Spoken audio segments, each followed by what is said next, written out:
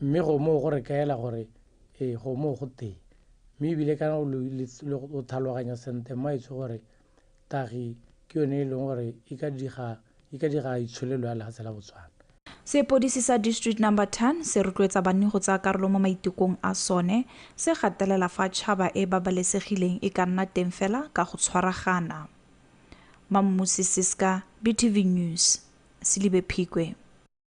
Mothusa tona wa dikgaolo le tlhabololo magae Metalita Monnakgotla a re lekgotla la tlhabololo magae le abetse moepo wa letswai kwa Zutswa 2 million pula, la SADC lone le ntshitse 2.2 million pula, fa la UNDP lone le ntshitse 1.7 million pula go thusa go atolosa kago ya moepo o. A re se se tla thusa go tlhama ditiro le go oketsa selekanyo sa letswai le le ipiwang. A rutle Neo Modungwa.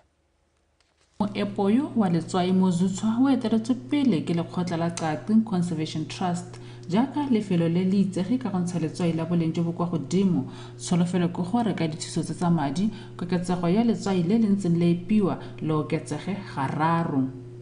Lefelo le ntse le thapile babereki ba sennalaruri ba le bararo ba nakwana ba le 22 mme jaanong tsholofelo ke gore go tla thapiwa babereki ba sennalaruri ba le 45.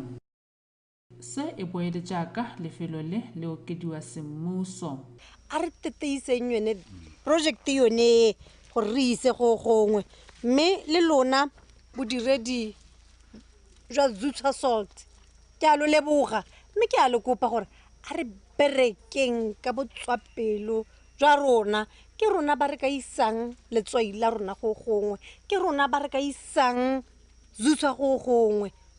Lekalana la lea ko hukuntsi lena la bona go le maleba gore lefelo le la atolosiwe segolo jang ka mahuti a neng a le teng a na sa ntshe letswai le lekaneng go tshegetsa kgwebo go ya pele. Ka jalo lea le lekgotla la Dikgang Conservation Trust ba ne ba kopanya ditlhogo go dira moalo o tla tlisang dipoelo tse di nametsang. Re sologela gape gore le yone product range ya rona ra e oketsa from this coast salt le di bloko ro oketsa e nna tse dintsintsi tse ne re di umakile mme ebile re itshegile thata ka gore ba ba gautshwane le rona balemi barui ba batla eng.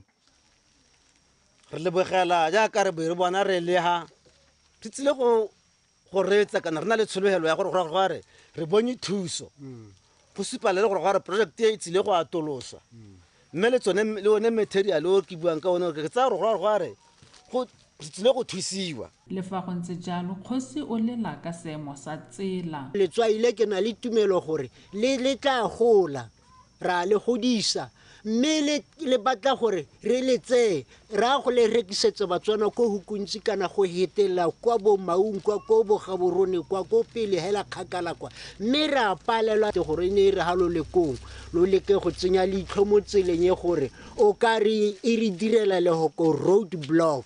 Lekalana la lea le ka ile fa letswai le siametse go jewa ke batho le diphologolo. Neo Modungwa, BOTSWANA Television, Zutswa. Modulasetulo wa khansele ya hukuntsi re Moratwa Lekolori a re ditlhabololo tsa dikago tse di neng di abetswe madi a ngwaga wa 2023-2024 di simolotse ka nako mme ebile di tla fetswa pele ga ngwaga wa madi o tlang. O bile se kwa moletlong wa mafelo a ngwaga wa khansele eo o neng o tshwaretswe kwa hukuntsi Bosheng. Neo Modungwa wa tswelela. Khansele e ne ya simolola go nna khansele e ikemetseng ka nosi ngogola mme leeto la yone le ne le se bonolo ka go le pele e ne kopane le ya tsa bong. Le fa go ntse jalo modulasetulo wa khansele e re Lekolori wa kgotse babereki ba ba ntseng ba bereka ka natla. Hukuntsi District Council rolled out Ipelegen Skills Development Component Initiative in 22-23 financial year with construction of LA1 house at Lihututu allocated a budget of 550,000. The project has engaged 22 beneficiaries from start, which was on the 13th March 2023. Lekolori a re motlotlo go ba kgonne go agala batho ba metse kgakala le ditlamelo matlo a le 30 le bohera bobedi a tswelela a ipelahatsa ka dikago tsa ditsela tsa metse ya Tshane le Lehututu tse le tsone di simolotsweng ka nako. For this financial year, we have been approved for implementation of 10 destitute houses, and I should commend your team, acting council secretary, that although they were given a go-ahead to start implementation of this project in September 2023, as we speak, one house in Kang is complete, and we look forward to its handover before the end of next week. Glastilo o na wetsa mokete o ka go fa bereki ba council e dimpho se le tsela ya go ba lebogela go berekile ka natla mo ngwageng ono. Neo Modungwa, Botswana Television, Hukuntsi. Modulasetilo wa maitiso a itloso bodutu a sesole sa Botswana Kennel Gaone ke ba kuile a re ga se ba sireletse ba setšhaba fela mme ba itlamile go abela makalana a ikemetseng a thusang ba ba tlhokileng lesego mo setšhabeng ke ka mong ba boneng go tshwanela go tshwara maitiso a ngwaga le ngwaga o bile se mo maitisong a sesole sa Botswana a neng a tshwerwe mo toropong ya Francistown Bosheng Abigail Madorobo wa bega. Kennel ke bakwile a re maitiso a simolotse ka kgwedi ya Ngwanatsele e thola malatsi a le 10 mme ba setse ba kgonne go abela makalana a bopelothomogi a le 11 madi a setseng a abetswe makalana a ke 200,000 pula re ke bakwile a re mo toropong ya Francistown ba abetse makalana a le mabedi e bong Botswana Gender Based Violence Prevention and Support Center madi a kana ka 15,000 pula le lekalana la SOS madi a kana ka 10,000 pula. So far, we've managed to donate to 11 associations, 4 in Gaborone, 2 Serowe, 1 Bobonong, 2 Silabapigwe, and 2 Francistown, which was today. The total amount contributed so far is 200,000. Merimo Francistown ritumella gore rena le group tse pedi kana ngare the institutions tse pedi they benefited from this. This is a very good cause.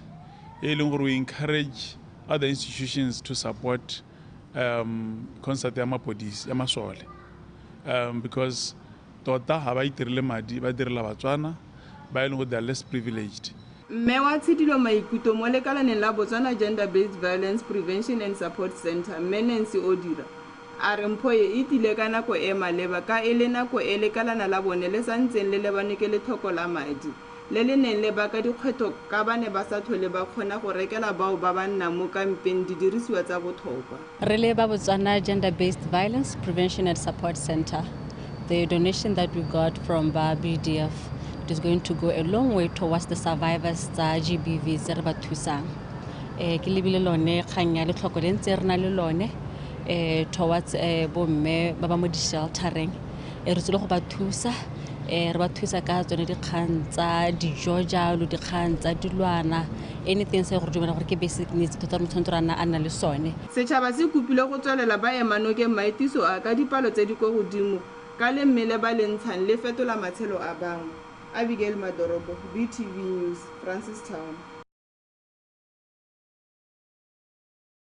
Wetso mo nakong ya gompieno re tla be re kgabaganyetsa jalo ka go Walvis Bay ka kwa Namibia kwa le gore tatona mokgweetsi masisi ga mogo le baeteledipele ba lefatshe la Namibia, Zambia le Zimbabwe ba tla bo ba le mo bokopanong jwa World Children's Day mo boipelong jwa letsatsi la gompieno kwa ileng gore ba kopanye teng go tswa mo dikgaolong tse e leng gore ke tse di mo borwa jwa Aforika go buisana ka dikgang tse e leng gore di ama ditshwanelo tsa bana.